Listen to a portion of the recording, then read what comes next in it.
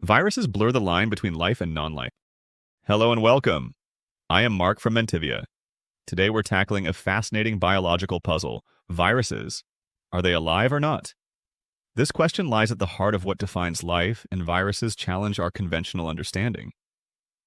We'll explore the characteristics they share with living organisms and, crucially, why most scientists classify them as non-living entities.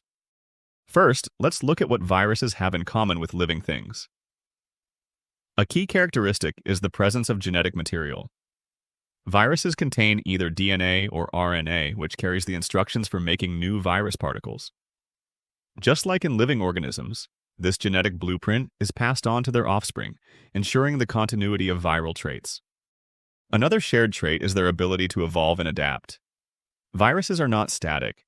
Their genetic material can undergo mutations, leading to variations within viral populations.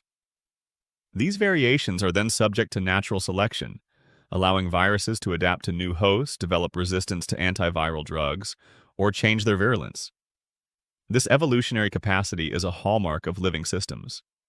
And finally, viruses do reproduce, creating copies of themselves. However, this reproduction is entirely dependent on hijacking the host cell's machinery. Once inside a living cell, the virus uses the host's ribosomes, enzymes, and energy to synthesize its own proteins and replicate its genetic material, ultimately assembling new virus particles. This ability to produce offspring, even if parasitic, is a characteristic shared with living organisms. Despite these similarities, the scientific consensus is that viruses are not alive. Why? Because they fail to meet several fundamental criteria for life when considered independently. The most significant reason is their lack of cellular structure. All living organisms are made of one or more cells, complete with cytoplasm, organelles, and a cell membrane. Viruses, however, are acellular. They are simply genetic material enclosed in a protein coat, sometimes with an outer lipid envelope, lacking the complex internal organization of a cell. Secondly, viruses have no independent metabolism.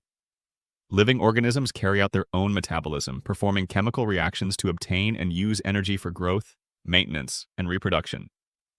Viruses do not possess their own metabolic machinery. They cannot generate ATP or synthesize proteins independently. They are entirely reliant on the host cell's metabolic processes for all their energy needs. Furthermore, viruses exhibit no independent growth or development.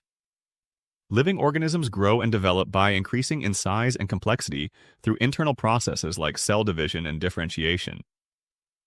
Viruses, on the other hand, do not grow in a biological sense.